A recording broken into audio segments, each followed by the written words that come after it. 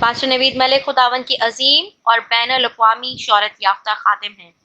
آپ کی اردو اور انگریزی میں کتب، عہد جدید کی تفسیر، یوٹیوب پر 1000 کے قریب پیغامات، کئی مشکل ترین سوالات کے جوابات اور بائبل مقدس کے مفت آن لائن کورسز کے لیے وزٹ کیجیے www.newlifeinstitute.org۔ زندہ مسیح کے جلالی، مبارک، فتح مند اور قدرت والے نام میں آپ تمام بھائیوں اور بہنوں کی خدمت میں جو آپ ہمارے ساتھ اس وقت آن لائن خداوند کے پاک اور زندگی بخش کلام کو سیکھنے کے لیے اپنے آپ کو تیار پاتے ہیں، آپ کی خدمت میں سلام عرض کرتا ہوں، اور یقین ہے کہ آج پھر خداوند اپنے پاک کلام کے وسیلہ سے ہماری سکائپ آئی ڈی follow.jesus7 پر جتنے بھی سامعین ہیں اور فیس بک کے کئی پیجز پر آپ جو ناظرین اس وقت ہمارے ساتھ مل کر خدا کے کلام کو سیکھ رہے ہیں، اور وہ تمام جو یوٹیوب پر دیکھ رہے ہیں اور واٹس ایپ گروپس میں سن رہے ہیں، دعائے دل ہے کہ خداوند آج کے کلام کے وسیلہ سے ہمارے علم میں بھی اضافہ کرے اور یہ کلام ہمارے ایمان کی مضبوطی کا سبب بھی ٹھہرے۔ لہذا آئیے ہم خداوند کے کلام کی طرف رجوع لائیں۔ آج کے دن ہم عہد عتیق میں سے زبور کی کتاب کا مطالعہ کرتے ہیں، اور زبور 87 یعنی 87 آج میرے سامنے ہے۔ پہلی 3 آیات پر ایک اور خادم کے وسیلہ سے ہم سیکھ چکے۔ آج میں 4، 5، 6 اور 7 ان آیات پر آپ کے ساتھ مل کر سیکھوں گا، کیونکہ اس زبور کی کل آیات 7 ہی ہے، اور ہم مل کر اس زبور کے وسیلہ سے برکت پائیں گے۔ یاد رہے کہ یہ زبور شہر یروشلیم کی عظمت اور اس کی بزرگی کی تعریف کرتا ہے۔ اس زبور میں شہر یروشلیم کی عظمت اور بزرگی کی تعریف ہو رہی ہے، اور جب ہم اس زبور کے ٹائٹل کو دیکھتے ہیں تو کلیئرلی ہمیں نظر آتا ہے بنی کورہ کا مزمور، یعنی گیت۔ یہ گیت بھی تھا اور زبور بھی تھا، جس سے متعلق ہم آج بہت کچھ دیکھیں گے۔ یاد رہے کہ بنی کورہ یہ لاوی قبیلہ میں سے تھے۔ ان کو کوہاتی بھی کہا جاتا تھا کیونکہ یہ کوہات کے خاندان سے ہیں، اور داؤد اور سلیمان کے وقت یہ خدا کے حضور، خدا کے گھر میں خداوند کی ستائش اور پرستش کرنے میں بڑے عظیم موسیقار بھی تھے۔ اور اس کے لیے جب میں تواریخ کی دوسری کتاب دیکھتا ہوں اور اس کا 20 باب اور اس کی 19 آیت، تو ہمیں پتہ چلتا ہے کہ وہ کیا کرتے تھے۔ تواریخ کی دوسری کتاب 20 باب اور اس کی 19 آیت، جہاں پر یہ لکھا ہوا ہے 20 کی 19 میں، اور بنی کہات اور بنی کورہ کے لاوی بلند آواز سے خداوند اسرائیل کے خدا کی حمد کرنے کو کھڑے ہو گئے۔ بات کلیئر ہو گئی کہ یہ وہ لوگ تھے جو خداوند کی ستائش اور پرستش کیا کرتے تھے آلات موسیقی کے ساتھ۔ ساتھ ہی ساتھ میں یہ بھی کہتا چلوں کہ خواہ وہ زبور بنی کورا کا ہے یا بنی کورا کے لیے لکھا گیا، یہ ایک ایسا گیت تھا جو خانہ خدا یعنی ہیکل کے دروازوں پر لکھا لکھایا لگایا بھی جاتا اور رکھا بھی جاتا تھا، تاکہ اندر جا کر بھی گایا جائے اور اس ہیکل کے دروازے کے باہر بھی اس گیت کو گایا جا سکے۔ اور چارلس سپرجن نے یہ کہا ہے کہ یقیناً اس گیت کو اسی طرح سے چسپاں کیا جاتا اور پھر جتنے بھی یہودی مومنین ہوتے وہ اس گیت کو، اس زبور کو خداوند کی حضوری میں گایا کرتے تھے۔ ہم نے اس زبور سے متعلق گزرے کل بہت کچھ سیکھا، لیکن چونکہ اس کی کل 7 آیات ہیں اور اگر آج پھر تلاوت کر لیا جائے تو اس میں کوئی مذائقہ بھی نہیں ہے، تاکہ ہماری یادداشت تازہ ہو جائے۔ لکھا ہے اس کی بنیاد مقدس پہاڑوں میں ہے، خداوند سیون کے پھاٹکوں کو یعقوب کے سب مسکنوں سے زیادہ عزیز رکھتا ہے۔ اے خدا کے شہر، تیری بڑی بڑی خوبیاں بیان کی جاتی ہیں۔ اور پھر لفظ آتا ہے صلاح، یعنی وقفہ یا پاز، تھوڑی دیر کے لیے رکنا تاکہ جو کچھ کہا گیا اس پر سوچ و بچار کی جا سکے۔ میں نے پہلی 3 آیات آپ کی خدمت میں تلاوت کی ہے۔ ان 3 آیات سے متعلق میں یوں کہوں گا کہ جب لکھا ہے کہ اس کی بنیاد مقدس پہاڑوں میں ہے، مختصر کہوں گا، اور پھر خداوند سیون کے پھاٹکوں کو یعقوب کے سب مسکنوں سے زیادہ عزیز رکھتا ہے، تو اس سے کیا مراد ہے؟ کیا خدا یعقوب کے مسکنوں سے زیادہ سیون کو عزیز رکھتا ہے؟ کیا یروشلیم ہی خدا کا شہر ہے؟ اے یروشلیم خداوند دے شہر، کیا مطلب ہے اس کا؟ کیا بائبل مقدس یہ نہیں کہتی کہ ساری زمین، ساری دھرتی خداوند خدا کی ہے؟ پھر یروشلیم سے متعلق اتنا بڑا دعویٰ کیوں؟ کیا ریزن ہے کہ اس شہر یروشلیم کو اتنی زیادہ عظمت دی جاتی اور اتنا زیادہ خدا اس کو عزیز رکھتا ہے؟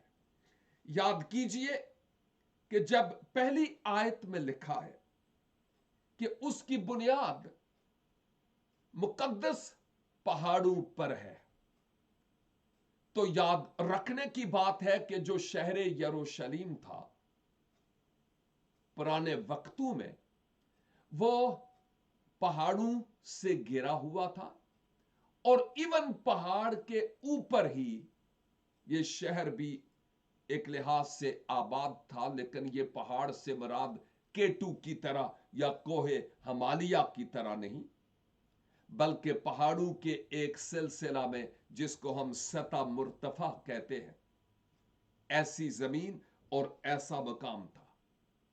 اور پھر یروشلیم ہی سے متعلق ہے کہ وہ پہاڑوں پر ہے، اور خداوند سیون کے پھاٹکوں کو، سیون بائبل مقدس میں یروشلیم کے قدیم نام کو ہم دیکھتے ہیں کہ سیون یروشلیم کا بہت قدیم اور پرانا نام ہے جو بعد میں یروشلیم ہوا ہے۔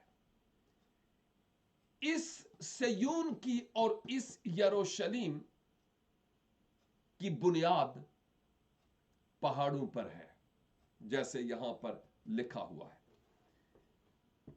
फिजिकली अगर हम देखें तो इसमें कोई शक नहीं कि जैसे मैं कह चुका हूं, वो बहुत बड़ी संगलाख चोटियों पर तो नहीं, लेकिन सतह मुर्तफा के तौर पर वो पहाड़ों पर कायम है। और हैकल उन पहाड़ों में से एक पहाड़ पर थी। याद रहे कि हम जब इसके शहर यरूशलेम के रूहानी पहलू पर बात करते हैं तो फिजिकली इस खित्ते का और इस्राइल का बाइबल मुकद्दस में दीगर तमाम नामों से कहीं ज्यादा मर्तबा यरूशलेम और इस्राइल का नाम आता है, और शायद तीसरे दर्जे पर यहूदा का नाम और फिर फिलिस्तीन का नाम आता है। आखिर क्या वजह है कि सारी धरती खुदा की है, लेकिन शहर यरूशलेम की इस कदर तारीफ होती और खुदा इसको इतना ज्यादा अजीज रखता है? मैं समझता हूं कि इसकी बहुत सारी वजूह है, रूहानी असबाक है, रूहानी पहलू है। एक वजह तो मैं ये देखता हूं कि यरूशलेम गुनाहगार इंसान की नजात के इंतजाम के लिए मरकजी किरदार अदा करता है। जोग्राफियाई खित्ते की मैं बात करता हूं। यरूशलेम मेरी और आपकी निजात नहीं है, लेकिन मेरी और आपकी निजात का मरकज हम कह सकते हैं जोग्राफियाई एतबार से, खित्ता के एतबार से वो यरूशलेम था और यरूशलेम है। और किताब मुकद्दस के कई एक ऐसे वाकयात हैं जो इस शहर यरूशलेम से ताल्लुक रखते हैं और नजात के इंतजाम के साथ उन वाकयात का बड़ा गहरा ताल्लुक है। याद कीजिए कि यह वो मकाम है यरूशलेम जहां मलके सदक सरदार काहिन के तौर पर कहानत भी कर चुका, खिदमत कर चुका और उसने सल्तनत भी की है। कलाम इस बात का गवाह है। अगरचे मलके सादिक से मुताल्लिक बहुत कुछ है जो कहा जा सकता है, लेकिन ये आउट ऑफ कंटेक्स्ट हम चले जाएंगे, इसलिए इस बात को इसी तौर पर जानने की जरूरत है। यह वो मकाम है यरूशलेम जहां खुदावन के पहाड़ पर बुजुर्ग अब्राहम ने अपने बेटे इसहाक को गोया कुर्बान कर दिया और अपने ख्वाब को सच कर दिखाया। यह वो मकाम है जहां किसी दिन खुदा ने गुनाहगार इंसान के लिए एक कामिल और परफेक्ट कुर्बानी मुहैया करनी थी। खुदा का बर्रा इसी पहाड़ पर, कोहे मोरिया पर मुहैया होना था जो खुदा की तरफ से है। यह वो मकाम है जहां दाऊद और इस्राइल के सबसे बड़े बादशाह ने हुकूमत की और सदर मकाम बनाया। यानी यह वो मकाम है जहां दाऊद ने इस्राइल के सबसे बड़े बादशाह होने का रोल अदा किया और उसने हुकूमत भी की और यरूशलेम शहर को अपना सदर मकाम भी बनाया। यह वो मकाम है कि जहां खैमाए इज्तिमा जो बियाबान में इस्तेमाल होता था उसको हतमी शक्ल मिली, जिसका नक्शा तो बुजुर्ग दाऊद ने तैयार किया था, लेकिन उस पर काम बुजुर्ग सुलेमान ने किया कि वो हैकल बनाई और हैकल तामीर की है। और फिर ये वो मकाम है जहां सदियों से कुर्बानियां होती रही, सदियों से कुर्बानियां होती रही, और ये कुर्बानियां एक अजीम तरीन आने वाली कुर्बानी की तरफ इशारा था, और वो कुर्बानी खुदावंद यीशु मसीह की थी। और ये वो मकाम है जहां खुदावंद यीशु मसीह ने अपनी जान का नजराना दिया, कुफारा दिया, कुर्बानी दी, और मेरी और आपकी निजात का कामिल सामान हुआ है। ये बातें ऐसी हैं जिनको हमें अपने जहन नशीन करना बहुत जरूरी है, ताकि हम इन बातों को समझें कि आखिर यरूशलेम की इतनी ज्यादा तारीफ और उसकी अजमत क्यों बयान की जा रही है। यही वो असबाब हैं, और इसके अलावा भी बहुत सारे, जिनका मैं आपकी खिदमत में जिक्र कर चुका हूं। और सिर्फ यही नहीं है, बल्कि मुझे यूं कहने दीजिए कि यह वो मकाम है जहां रोजे पेंतीकोस्त को, जो अहले यहूद की एक ईद थी, कलीसिया ने जन्म लिया और कलीसिया वजूद में आई। यह वो शहर है, यह वो मकाम है जहां शागिर्द बतौर रसूल खिदमत गुजारी के काम के लिए बाहर भेजे गए। और ये वो मकाम है जहां खुदावंद यीशु मसीह अपनी आमदे सानी के दूसरे हिस्सा में आकर 1000 साला बादशाही भी करेंगे। इन पहली 3 आयात के मुताबिक हम इसी हकीकत को देखते हैं। यह पस मंजर था या तमहीद थी कि आखिर क्या रीजन है कि शहर यरूशलेम की अजमत बहुत बड़ी है, और क्यों इस शहर की तारीफ की जा रही है।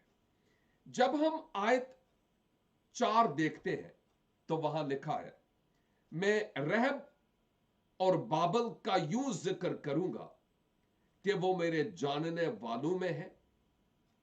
फिलिस्तीन और सूर और कूश को देखो, ये वहां पैदा हुआ है।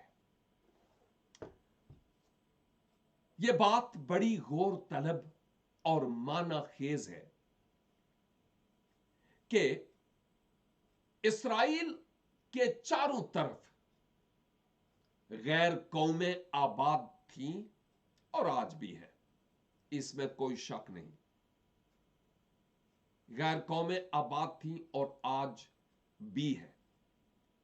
उनमें हम कह सकते हैं कि ये वो कौमें हैं जिनका जिक्र हमें किताब मुकद्दस में मिलता भी है, जो इसराइल के दुश्मनों में शामिल हैं, इसराइल के खिलाफ सफ आरा करने वाले लोग हैं। लेकिन इस आयत 4 के मुताबिक गोया खुदा बनी कोरा को इस्तेमाल करता है, और वो खुदा के रूह की हदायत से खुदा की आवाज को लिखते हैं कि अगरचे शहर यरूशलेम निजात के इंतजाम के एतबार से, जोग्राफियाई एतबार से एक मरकजी रोल प्ले करता है, लेकिन इस यरूशलेम से जब निजात का सौता फूटेगा तो वह इर्द गिर्द की कौमों को, जो इसराइल के बरखिलाफ हैं, उसके दुश्मन हैं, उन तक भी जाएगा, और वो भी इस आबे हयात के चश्मा से पीकर सैर और आसूदा होंगे। एक दफा फिर ये आयत में रहब और बाबल, रहब एक्चुअली ये मिस्र का कदीम नाम है। क्या मैंने रहब के टुकड़े टुकड़े नहीं किए? ये मिस्र का कदीम नाम है। और बाबल आप ऑलरेडी जानते हैं, जहां खुदा के लोग असीर करके ले जाए गए। मैं रहब और बाबल का यूं जिक्र करूंगा कि वो मेरे जानने वालों में हैं। हालेलुया। इसका मतलब ये कि वो जो गैर कौम के लोग हैं, वो इस निजात के सोते से पिएंगे और फिर वो गैर कौम नहीं रहेंगे, फिर वो मेरे अपने होंगे। आप जो इस वक्त मेरे साथ मिलकर खुदा के कलाम को सीख रहे हैं, आपके अबाउ अजदाद, आपके वालदैन, आपके दाद के नान के यहूदी तो नहीं थे। ऑफ कोर्स वो यहूदी नहीं थे। तो फिर कौन थे? गैर यहूदी। और जो गैर यहूदी हैं उनको गैर कौम कहा जाता है। तो जरूरी नहीं कि हम ये कहें ओ जी फलां हिंदुओं में से कन्वर्ट हुआ, फलां फलां से कन्वर्ट हुआ, फलां फलां से कन्वर्ट हुई और वो मसीह में आई। नो, हम जितने भी इस वक्त खुदा के कलाम को सुन रहे हैं, हम सब के जितने भी बड़े थे, वो तमाम कन्वर्टेड मसीही थे, तब्दील शुदा। और वैसे भी कलीसिया कन्वर्टेड लोगों की जमात है। जो कन्वर्ट नहीं है वो उनकी जमात भी नहीं है। अपने आप ਨੂੰ ਐਵੇਂ ਹੀ ਉਹਨਾਂ ਧੋਖੇ 'ਚ ਰੱਖਿਆ ਹੋਇਆ ਹੈ, क्योंकि हर शख्स को शख्सी तौर पर कन्वर्ट होने की जरूरत है, यानी मसीहा पर ईमान लाने की जरूरत है। और फिर लिखा है फिलिस्तीन और सूर जो उसके गिर्द थे, और कूश जो एथियोपिया है, उसको देखो, ये वहां पैदा हुआ था। फिलिस्तीन भी, सूर और सैदा भी, और फिर एथियोपिया भी।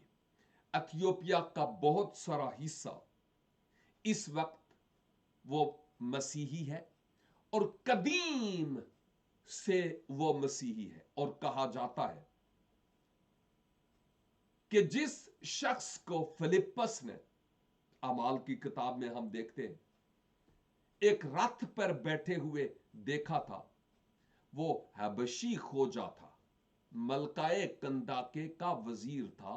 वो एथियोपिया से ही आया था और एथियोपिया की तरफ जा रहा था और यसाया नबी का सहीफा पढ़ रहा था। खुदा के रूह ने फिलिप्पस को वहां पहुंचा दिया कि पूछो कि यह समझता भी है। आप जानते हैं कि फिर क्या हुआ। आलम लोग कहते हैं कि वही हबशी खोजा जब एथियोपिया में गया, हबशा में गया, वहां पर कूश में जाकर उसने मनादी की। और आज एथियोपिया और इवन इर्द गिर्द के ममालिक, जिसमें अरित्रिया और दीगर अफ्रीकी ममालिक हैं, इंजील की शमा जलने लगी है। आज मैं और आप इस पैगाम को कितने लोगों के पास लेकर जाते हैं, यह जरा सोचने का मकाम है। रहब, जैसे मैंने कहा, यह मिस्र का कदीम नाम था और इसको शायरी की जबान में भी रहब कहा गया है। बाबल फिलिस्तीन, सूर और एथियोपिया से मुताल्लिक जो इसराइल के गिरदो नवा में है, यरूशलेम के गिरदो नवा में है, उनसे भी खुदा की मोहब्बत का इजहार हमें यहां पर मिलता है, लेकिन ऑटोमेटिकली नहीं। नई पैदाइश का तजुर्बा हासिल करने के बाद बहुत खूबसूरत बातें हैं जो मैं एथियोपियन मिशनरीज से मुताल्लिक अभी जिक्र कर सकता हूं कि आपका दिल हिल जाए। लेकिन वक्त की घड़ियां मजबूर करती हैं कि मैं अपने टॉपिक पर ही रहूं। वक्त ने इजाजत दी तो मैं उसका जिक्र भी करूं। अब खुदा मुतारफ करवाता है इस बात को कि ये सयून में पैदा हुआ। इसका मतलब फिजिकली नहीं, ना फिलिस्तीन, ना रहब, ना ही इथियोपिया, ना ही मिस्र, ना ही सूर, बल्कि इसका मतलब यह है कि जो यरूशलेम से निजात का इंतजाम हुआ है, उस वक्त वो आगे की तरफ देखते थे कि जो इंतजाम होगा ये कौमें उस पर ईमान लाने के वसीला से निजात हासिल करेंगी। ये रूहानी तौर पर बात हो रही है। फिर से गौर से सुनिए, मैं रहब और बाबल का यूं जिक्र करूंगा कि वो मेरे जानने वालों में है, गोया मेरे अपने हैं। दुश्मन गोया मेरे जानने वाले होंगे, मेरे अपने। फिलिस्तीन और सूर और कूश को देखो, ये वहां पैदा हुआ था। कहां? यरूशलेम में। वो कैसे? नई पैदाइश के एतबार से बात हो रही है। और बाय द वे, एक यरूशलेम जोग्राफियाई एतबार से हम देखते हैं जो इसराइल का दारुल सल्तनत, लेकिन दूसरी तरफ एक रूहानी यरूशलेम भी है। और वो रूहानी यरूशलेम, फिजिकल यरूशलेम में कोई वीजा ही लेकर जा सकता है अगर आउटडोर हो तो, लेकिन रूहानी यरूशलेम में नई पैदाइश के तजुर्बा से ही कोई शख्स दाखिल हो सकता है। और खुदा के यहां पर कहने का मतलब यह है, ये कौमें वहां पैदा हुई, फिजिकली नहीं, स्पिरिचुअली। और वो रूहानी यरूशलेम के गोया बासी हुए, वहां के रहने वाले हुए हैं। ये वो हकीकत है जो यहां हम देखते हैं।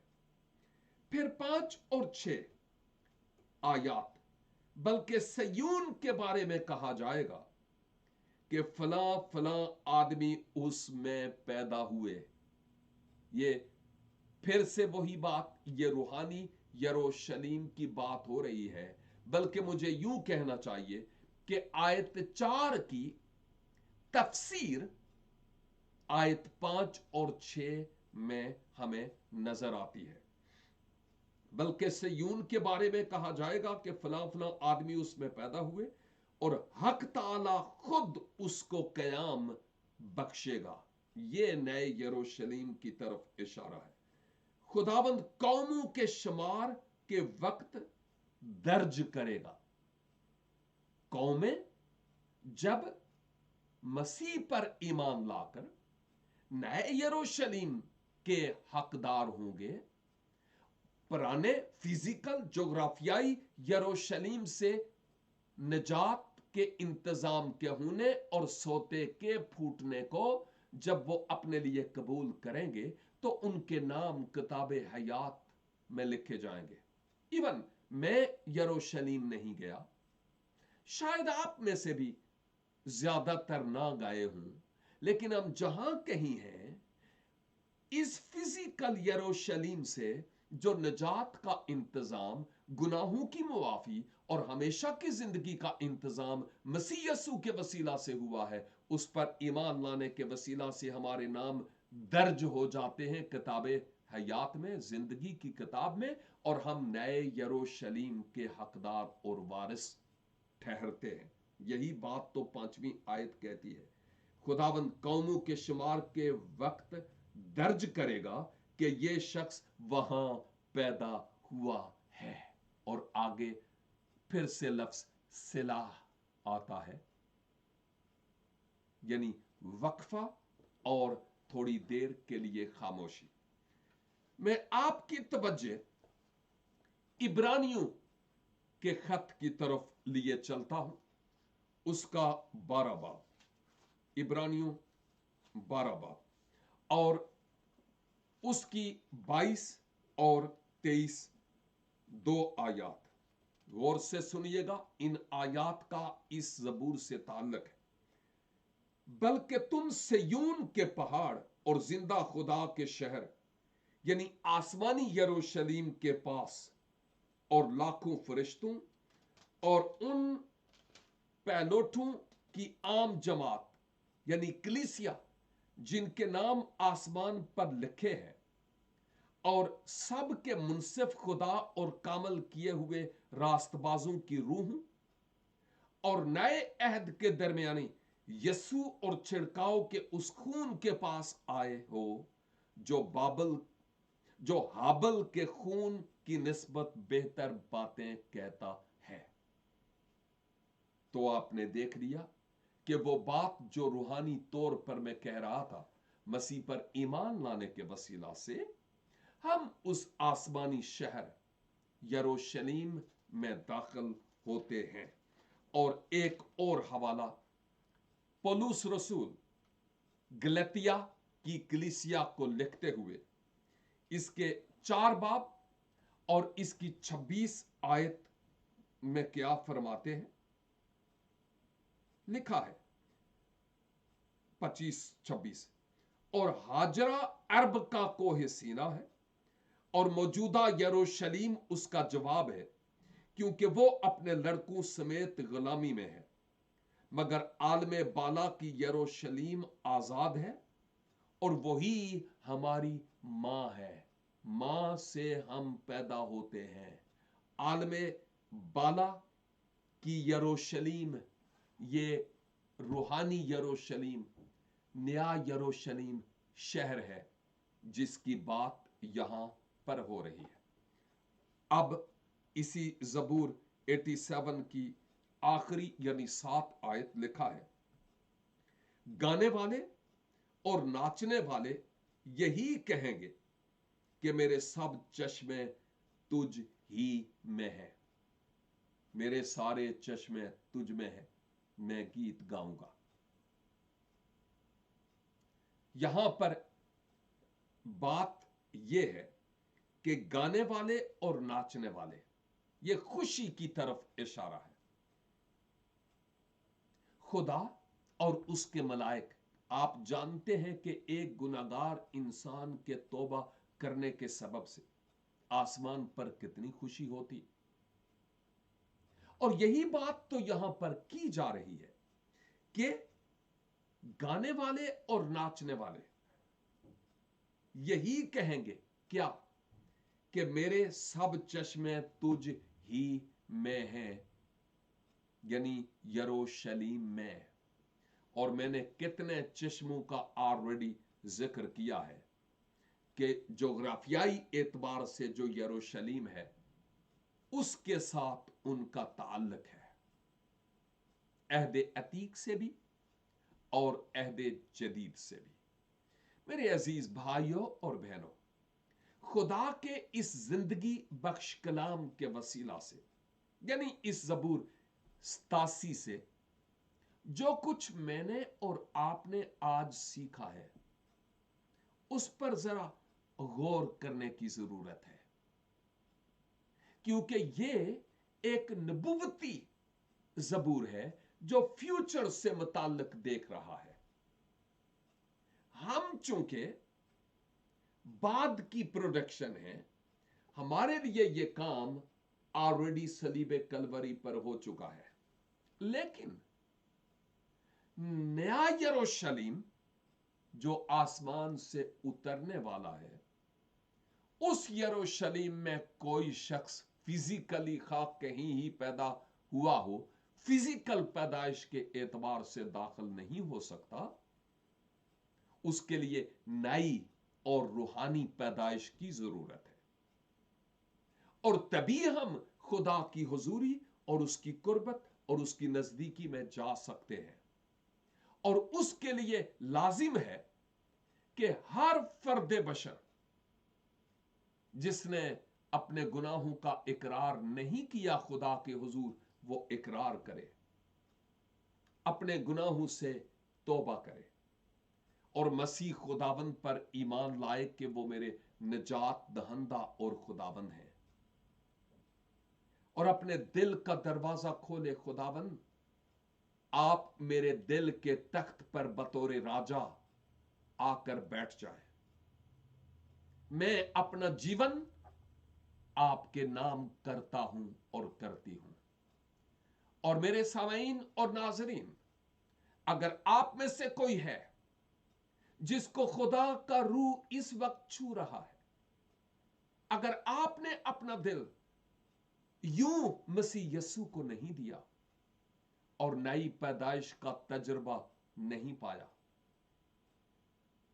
तो केवल इसके के बहुत बहुत बहुत देर हो जाए। आप अभी इसी वक्त मसीहा को अपना जीवन दे सकते हैं और ईमान के वसीला से गुनाहों की मुआफी और हमेशा की जिंदगी के हकदार ठहर सकते हैं। मैं आपके लिए दुआ करना चाहता हूं। कादर मुतलक आसमानी पिता, हम ममनून हैं आज आपके इस पवित्र वचन के लिए जो हमने सुना और सीखा है। शुक्र हो कि शहरे यरूशलेम वो मरकज है जहां से गुनहगार इंसान की निजात का इंतजाम हुआ है, और वहां से बहने वाले उस चश्मा में गैर कौमें भी आकर अब पीती और निजात पाती है, जिनमें हम भी शामिल हैं। हम आपका शुक्र अदा करते हैं आपके प्यार के लिए और आपकी मोहब्बत के लिए। और ऐ खुदावन, आज हमारे जितने भी सामीन और नाजरीन हैं, उन सब को आपके कवि और कुदरत वाले हाथों में सौंपता हूं। जो निजात याफ्ता हैं उनके लिए आपका शुक्र हो, और जो अभी तक आप पर ईमान नहीं लाए, खुदा बाप यस्सु के नाम से उनकी जिंदगी में आप काम कीजिए, ताकि वो अपना तन मन धन आप पर निसार करें और आपकी मर्जी के मुताबिक अपना जीवन गुजारने वाले हों। अपने लोगों को बरकत दीजिए। और अगर कोई बीमार है, कोई परेशान हाल है, कोई दुखी और लाचार है, किसी तरह की कोई टेंशन है, अगर कोई दरवाजा आपके लोगों के लिए बंद है, यीशु के नाम से उस बीमारी से शिफा पाने के लिए दुआ करता हूं। लानतों को बरकतों में बदल जाने के लिए दुआ करता हूं। बंद दरवाजों के सलीब की कुंजी के वसीला से खुल जाने का हुक्म देता हूं। आपके लोग कामिल शिफा, बरकत, तंदुरुस्ती पाएं और आपके जलाल के लिए इस्तेमाल हो सके। हमारी दुआ को सुनिए और कबूल फरमाइए, क्योंकि मांगते हैं अपने निजात दहंदा और खुदाबंद यीशु मसीह नासरी के वसीला से। आमीन एंड आमीन। खुदाबंद आप सबको बहुत बहुत बरकत बख्शे। फिर मिलेंगे जब खुदाबंद की पाक और मुकद्दस रजा होगी। तब तक के लिए खुदा हाफिज।